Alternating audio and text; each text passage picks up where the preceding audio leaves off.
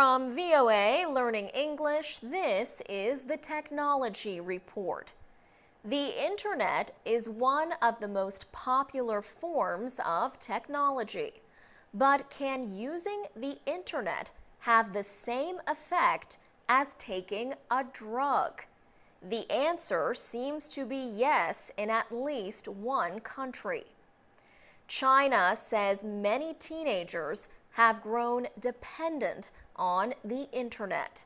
China calls them Internet addicts. In fact, China says that Internet addiction is the biggest threat to its teenagers. Some critics even call the Internet electronic heroin. In 2008, China became one of the first countries to declare Internet addiction an official medical condition. Experts released a report that defined the condition or disorder. It said people with Internet addiction disorder spend more than 6 hours online doing something other than work or study. Based on the definition, China has over 20 million Internet addicts. The condition has led to the creation of over 250 camps within China. They are designed to treat young addicts. The camps treat the country's young addicts for their dependence on the Internet and video gaming. Teenagers can spend 3 to 4 months at a camp. Once there, the patients are required to do demanding physical exercises and take medication. Some patients reportedly are placed in rooms by themselves for up to 10 days. Shash Shlam and Hilla Medalia are filmmakers from Israel. They released a documentary called Web Junkie. It tells about the Internet addiction camps. Their film was produced at the Daxing Treatment Center in Beijing. China is not the only country dealing with Internet addiction. South Korea has opened over 100 treatment centers for teenagers. For VOA Learning English, I'm Alex Villarreal. I'm Alex Villarreal with the VOA Special English Technology Report. A new Internet training center in Togo will give young people in that part of West Africa a chance to improve their job skills. The International Telecommunication Union and the computer networking company Cisco Systems launched the center. A telecom company in Lomé is also taking part in the effort. Robert Shaw of the ITU says students will learn the basics of what he calls the real plumbing of the Internet. In January, 5 instructors completed 2 weeks of intensive training known as the Cisco Certified Networking Academy. They also learned how to train others. Robert Shaw says this kind of train-the-trainer program helps meet a growing demand for professionals in information and communication technologies, or ICT. He said, "The Internet and these networks are growing so fast, it's really hard to keep up. And the rate of change means it's very difficult for the classical educational programs to keep up with the demand that's out there in the marketplace." Mr. Shaw says recent years have seen an even stronger demand for these kinds of programs in the developing world. He said now There are about 2 billion users on the internet. The majority of those, about 1.2 billion, are in developing countries. That is almost the complete opposite of what the situation was 5 years ago. The ITU launched its Internet Training Center program in 2001. The centers are meant to help spread the growth of ICT jobs to developing countries. More than 80 centers have opened in the Asia-Pacific area, Latin America, Eastern Europe, and Africa. Mr. Shaw says the new center in Lomé will open to students in March. He said one goal of the program is to get more women and girls to take part. So the program targets at least 30% female enrollment. Other locations in Africa include Angola, Cape Verde, Kenya, Malawi, and Mali. They also include Rwanda, Senegal, Tanzania, Mauritania, Uganda, and Zimbabwe. Students pay for the training. The cost is different in each country. Those who complete the program are known as Cisco certified. The program lasts about 6 months because most students attend part-time. For VOA Special English, I'm Alex Villarreal. You can comment on this story at voaspecialenglish.com. You can also find us on Facebook and Twitter at VOA Learning English.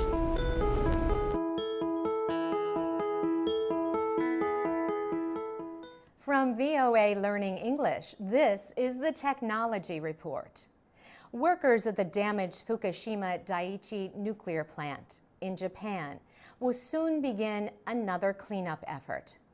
More than 1,500 nuclear fuel rods are to be removed from a damaged storage pool 30 meters above ground inside the Reactor 4 building.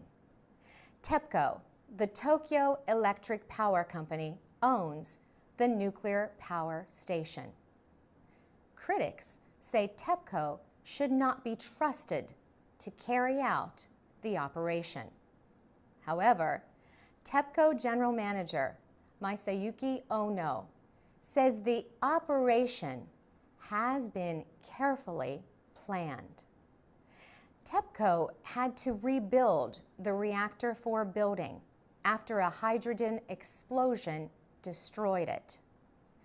TEPCO workers will first remove pieces of wreckage left by the explosion. Then workers will remove the fuel rods one by one. They will use a crane suspended above the building. The fuel rods must not touch each other or break. Nuclear experts warn that any accidents could cause an explosion many times worse than the one in March 2011.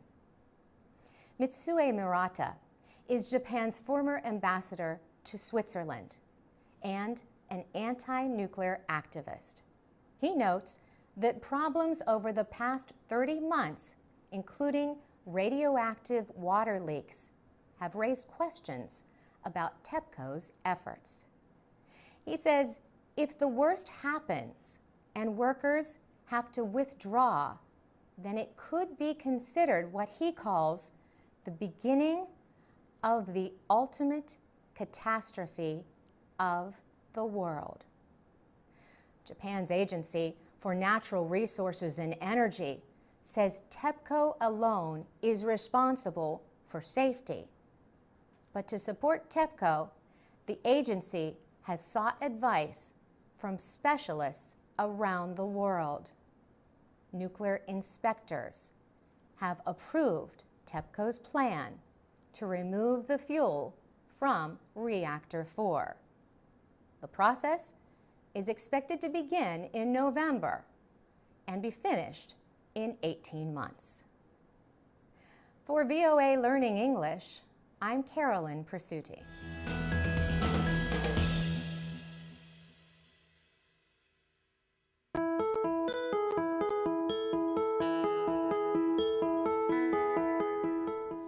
From VOA Learning English, this is the Technology Report. China's Tianhe-2 supercomputer has been rated #1 on the top 500, a list of the world's most powerful computers. Experts measured the supercomputer's performance at 33.86 petaflops, or quadrillions of operations per second. China's National University of Defense Technology developed the supercomputer, which runs twice as fast as the #2 rated Titan supercomputer. That machine belongs to the U.S. government's Oak Ridge National Laboratory in the southern state of Tennessee. Tianhe-2 and Titan are part of the race to make supercomputers faster and more powerful. So, what is a supercomputer?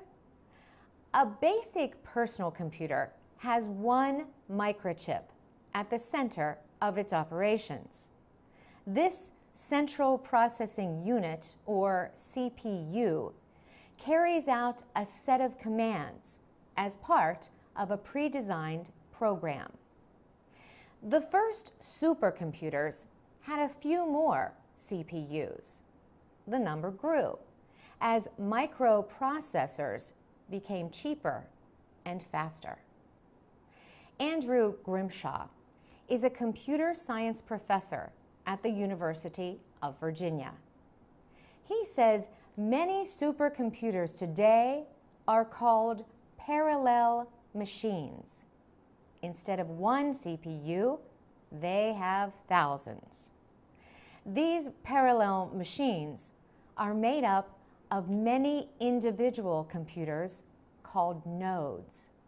They are positioned in one block. They use a lot of power, create a lot of heat, and require huge cooling systems.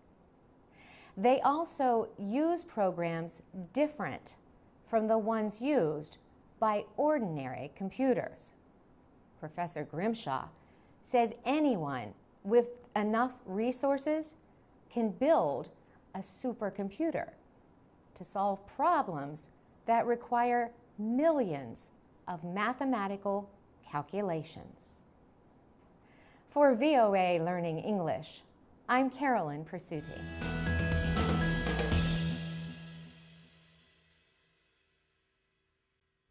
This is the VOA Special English Development Report. Market researchers estimate that more than 1 billion personal computers are in use worldwide. Availability has improved in developing countries, but still remains limited compared to industrialized nations. Experts continue to debate how best to close this digital divide. Nicholas Negroponte established the One Laptop Per Child project in 2005. He would like to put a low-cost laptop in the hands of every child, especially those living in extreme poverty. His nonprofit organization has shipped its specially designed laptop to developing countries around the world. He says it is already in the hands of more than 1 million children in 31 countries and 19 languages. And one country, Uruguay, has just completed doing every single child in the country, he says. But the program has critics. They say trying to supply every child with a laptop, even at the current price of $160, is costly and inefficient. Stephen Ducker also makes low-cost computers, but his can run programs and applications for several students at once. He says these virtual desktops lower costs, reduce energy use, and lessen the need for technical support. His company, N Computing, says it has set up over 40,000 networks in more than 100 countries. Stephen Ducker says all you need to connect to a network is a keyboard and monitor. You think you've got your own computer all to yourself, he says. Instead, users are sharing the resource and doing it at a much lower cost than having their own PC. As computers reach more children in developing countries, so too in many cases is the internet. It can be a great educational tool. But children also need to learn about the possible threats that can be found on social networks and other sites. Mark Mutunga is with Microsoft East Africa in Kenya. He says poverty may put African children especially at risk. They are being told, hey, you know what? I can send you a few dollars. I can come and visit you. I can buy you a ticket. You come to my country. His company is working with the Kenyan government and a children's rights group. Mark Mutunga says the coalition is trying to educate the public about how to protect children from online abuse.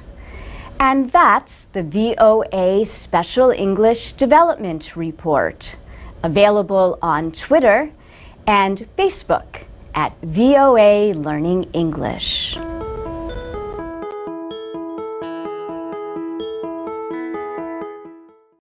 From VOA Learning English, this is the Technology Report. The war in the Gaza Strip is being fought as much on the internet as it is on the ground. Some people say the increased use of social media is changing the way people look at the conflict. Palestinian activists recently put a video on the YouTube website. The video shows rescue workers trying to help a Palestinian boy look for his family. Suddenly, the boy is seen lying on the ground. The video claims he was shot by Israeli gunmen. A second bullet appears to kill him. The video was shared on social media. Palestinians and Israelis have fought before, but now Palestinians are telling their war stories directly to the world through social media. Lisa Goldman is with the New America Foundation, a nonprofit group. She says Israelis have used Twitter for a long time. She says Palestinians on Twitter is a much more recent event. Yusuf Munayer heads the Jerusalem Fund, a pro-Palestinian group. He says that earlier news reports about the Middle East were generally pro-Israel. But he says active social media work by Palestinians is changing how traditional media report the news. The Israeli government understands the power of this new technology. Jed Shine is the social media director at Israel's embassy in Washington. He warns against thinking that social media truly show how the public feels about issues. There is little scientific evidence to prove how effective social media is in reporting about the conflict between Israel and Gaza.